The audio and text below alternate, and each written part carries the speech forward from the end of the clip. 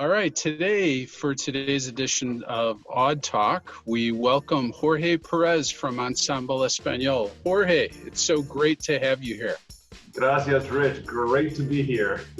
Thank you for joining us in this edition of Odd Talk. So I really want to thank you for joining us today. And it appears that you're in your house. Are you joining us from your home today? Yes, still working from home here. Pretty much the dining room, which has become pretty much the meeting room, the ballet room, the staff meeting room, the dancers meeting room, the tech staff meeting room. It's become all the meeting rooms for all the business of the ensemble. It's certainly become everything to us, hasn't it? I look forward to the day that I can leave my bedroom. Because that's where I do all my work. Actually, today I made a trip to the theater, as you could see from the background, to do some things. So that's where I'm speaking to you from today, is the Auditorium Theater. Oh, that's fantastic. So it's not a virtual background. It's the real thing. Awesome. It is the real deal. So Jorge, we've been speaking from time to time during the shutdown down and the stay-at-home order, but tell us all how you and your company and dancers are doing right now as we're in our nearly third month of the shutdown. Well, I think we've been adapting as we go along, not knowing how long this shutdown was going to take place. We sort of immediately went into, okay, let's continue some of our promotional online videos. From there, the idea came out, well, after a few weeks, a dancer begins to feel in their body not being able to move. And so our ballet teacher said, well, Jorge, I'm willing to give a try on this new Zoom platform.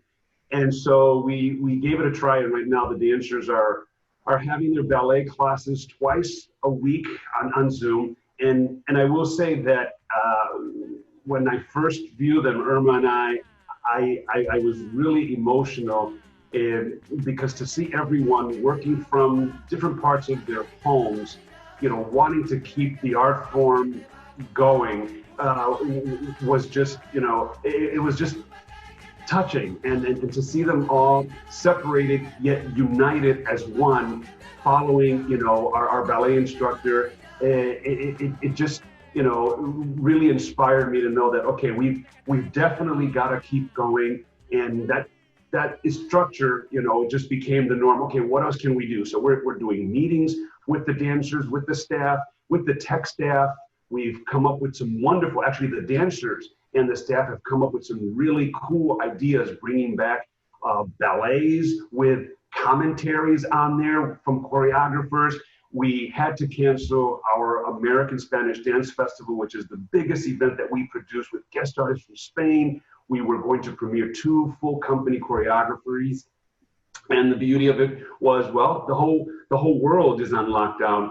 And we've been able to reach out to the guest artists who were going to come for the first time and give Zoom talks to the dancers. And what was scheduled for 45 minutes to an hour would turn into an hour and a half, because they're just so eager to talk to us and share what they're going through as well in their country. So we're trying to continue those series and trying to adapt right now. Okay, this is the new norm for right now.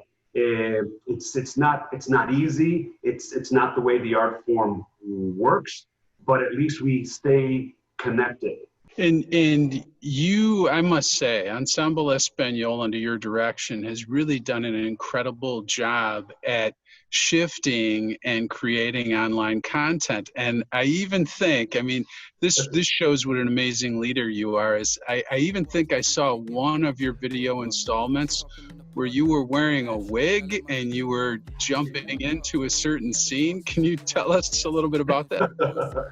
Well, you know, really the ideas and right now it's the dancers. It's about the dancers. They're the stars of the company. But some of them have insisted, oh, Jorge, you've got to be in this particular video series as well as Irma. And yeah, that's one that's trending. The challenge, I think they call it the "Don't Rush Challenge," and you use that rap song, and you've seen it with different theater companies, and the dancers were the ones that said, "No, Irma's going to start it, and you're going to end it." And okay, so Irma being my dance partner for life, I was like, okay, well, what are you wearing, and how are you going to end your segment? So she gave me the idea. Oh, probably in the kitchen with rollers. I'm like, okay, I gotta get a wig, gotta get the rollers. You did it. You pulled it off very well.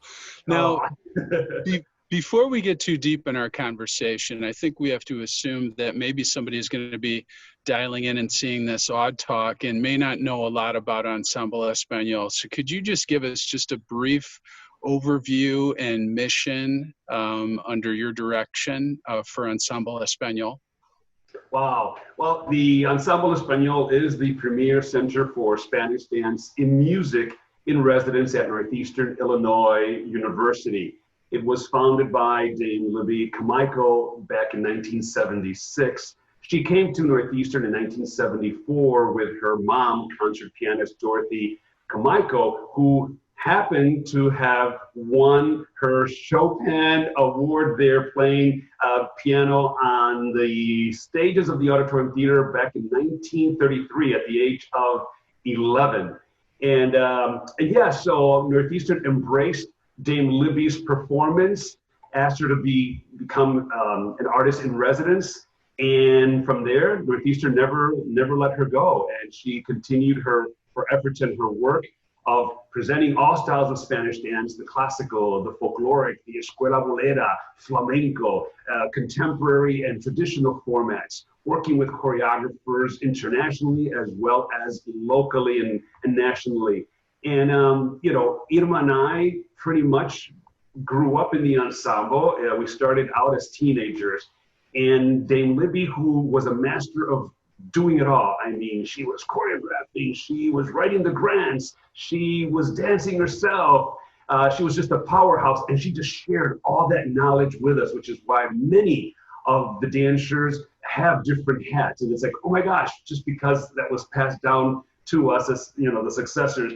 And so I think one of the things that we really, Irma and I, knew firsthand was the mission of the ensemble. We've got to stay true to what the ensemble and Spanish dance stands for in our community.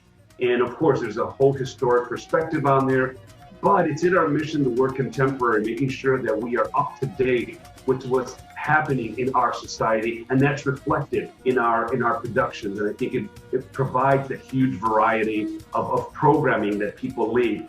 There's always something in our programs that you'll like.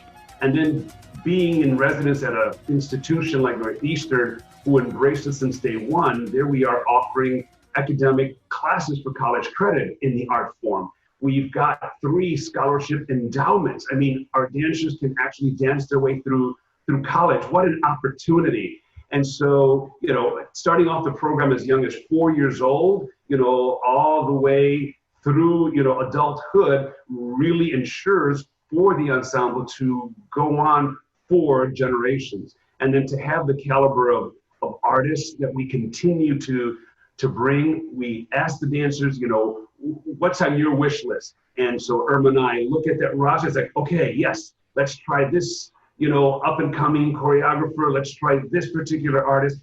And the beauty of it is that we still have ties with many of our guest artists, including the founding members of the National Ballet of Spain.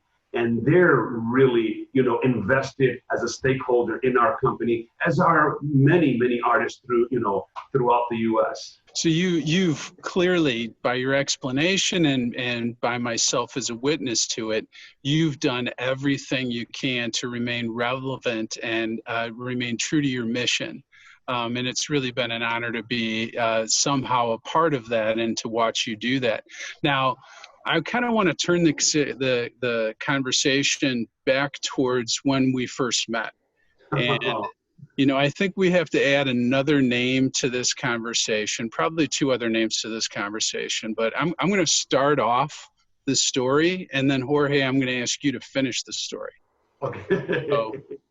So this was back probably in about 2001.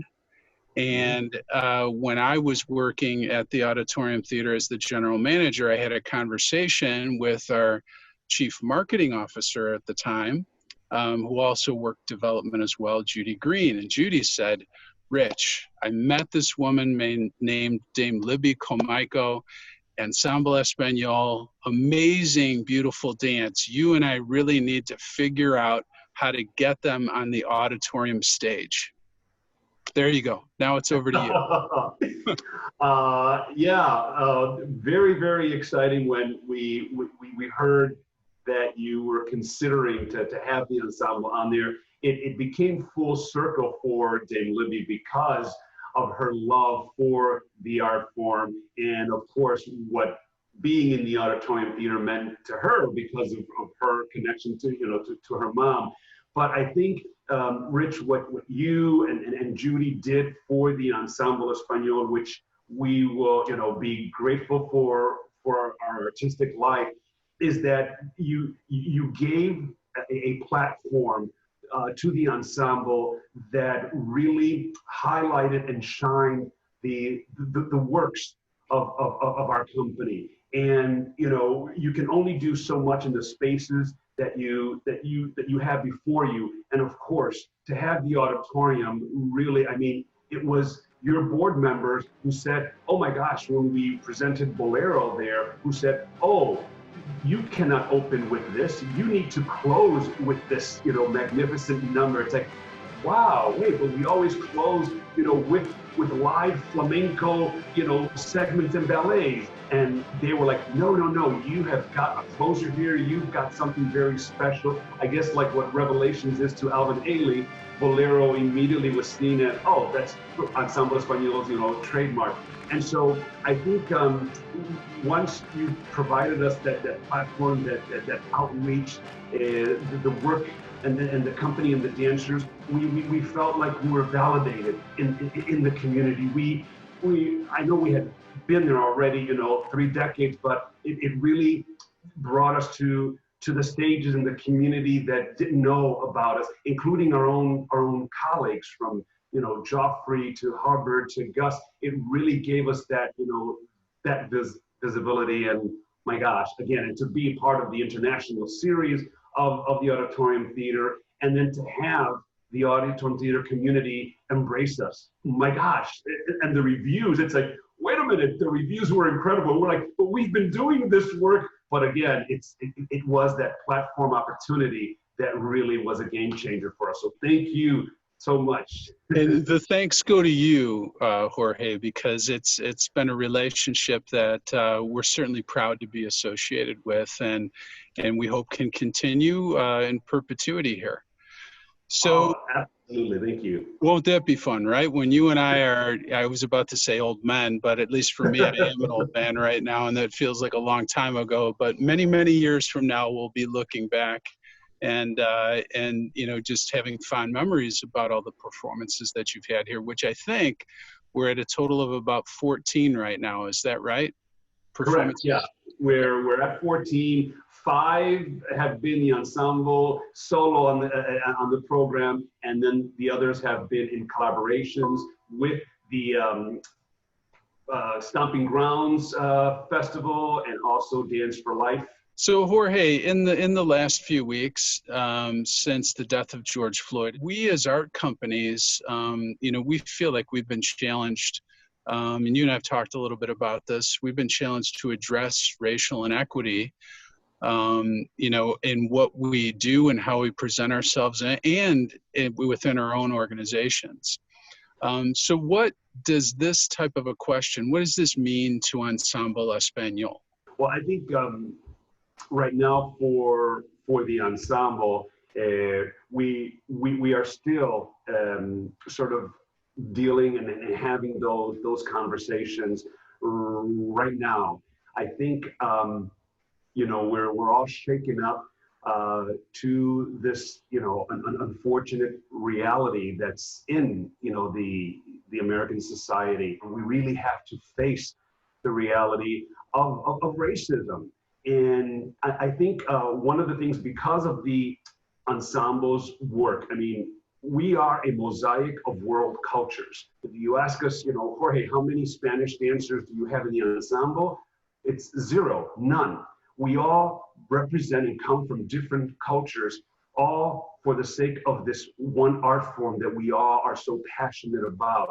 And I think, our new development director, Kim Grigsby, has mentioned you all are just constantly, every time you get together, you are building bridges, internally, and then when you present your work, externally.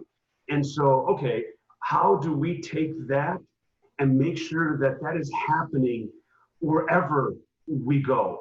And that's the conversations right now that we're like, okay, we're shaking up. Are we really doing that? And if we know better, we've got to do better. How do we do a better job of reaching, our communities? It's Black lives do matter. And are we really attuned to all these injustices? We've got to break that norm. I mean, and it goes, from healthcare to of course, equity in the workforce. And so all of a sudden, we've got this shakeup here. What can we do better? And right now, Rich, we're actually having those conversations. We're bringing in, guests from the community to let us know what else can we do?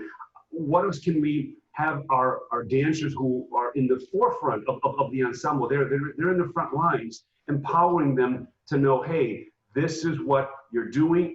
This is what you need to do better. This is what we can do as leaders. I know that the art form allows us that platform to reflect, and you see it in some of our choreographies. But do we really see that? Are we really feeling that? Are we really talking about it? Or has it just become, oh, it's there, we do it, okay, and we move on, when we can no longer do that? We've really got to make sure that we are making a difference. We just can't go back anymore. And our industry is a reflection of that, whether we like it or not. And I think a lot of us are doing okay work, but can we do better? And the answer is, absolutely. We have got to, we've got to do better.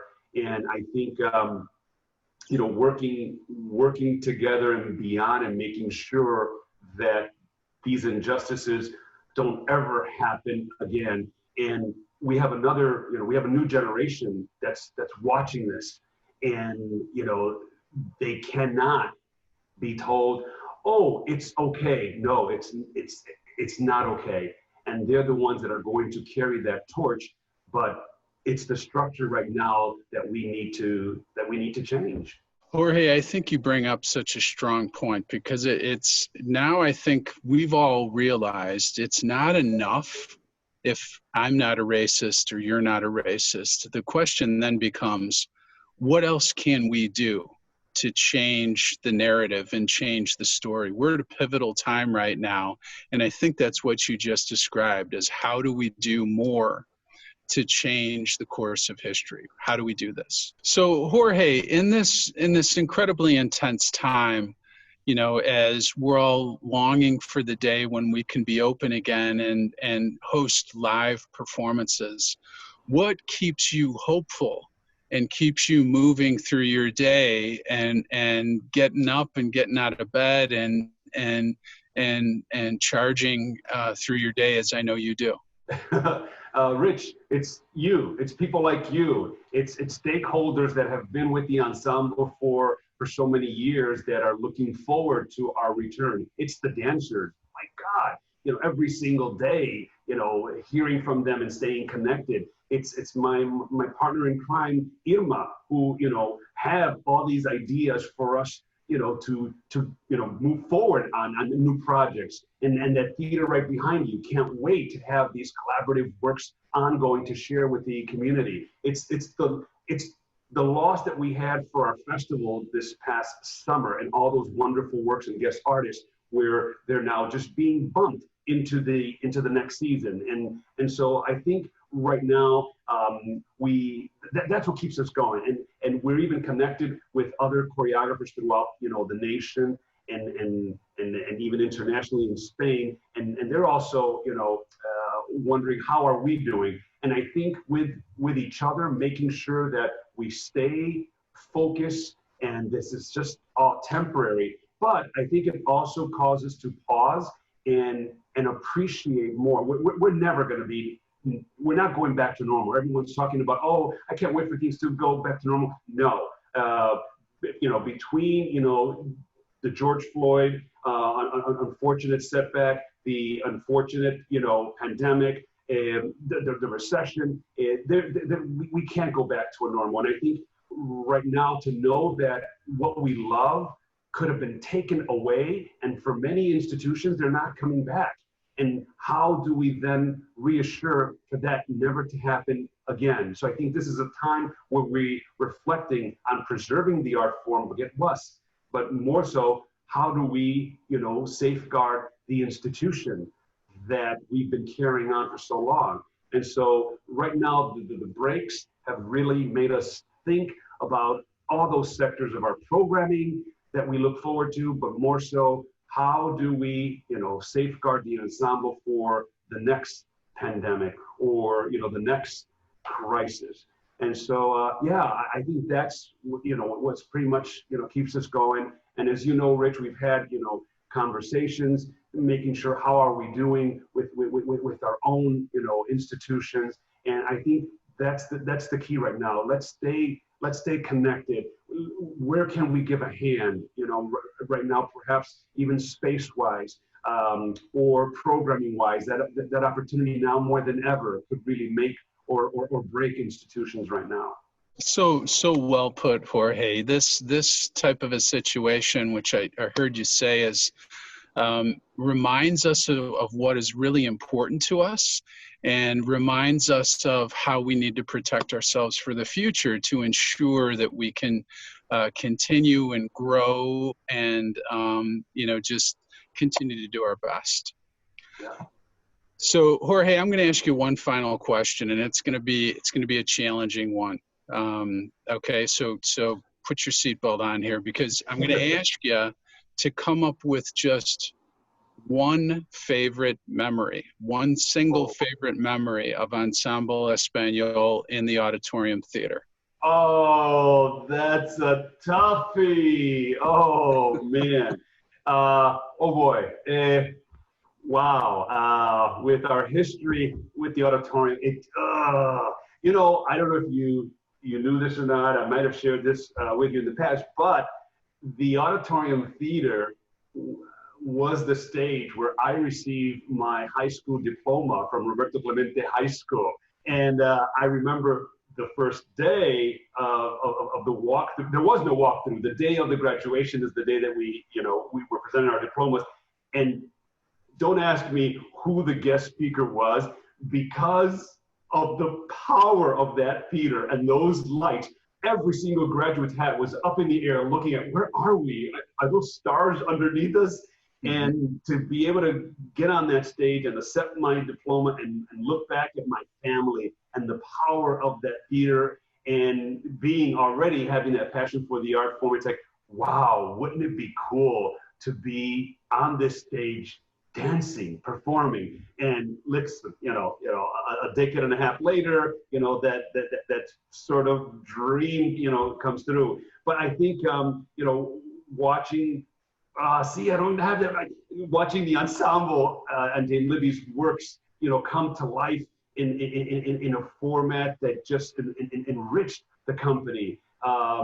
I think also being able to collaborate, with so many amazing companies that the Auditorium Theater, brings, and those moments backstage with the different dance companies, and it's like, oh, you're right, that's a toughie. I can't select one. There's just too many. Well, you picked such a good one, Jorge, and that's what we hope. We do those commencements whenever it fits in the calendar, and we're hopeful that as the graduates come across the stage, that just leaves an impression on them, and clearly that's what you described as what happened to you. So. Well, and you know that you in 2002, we also, and thank you so much, you and Judy allowed us the platform to present our Tales of Spain multimedia lecture concert series for grade and high school children, and to fill that auditorium with children. As you know, field trips are life-changing.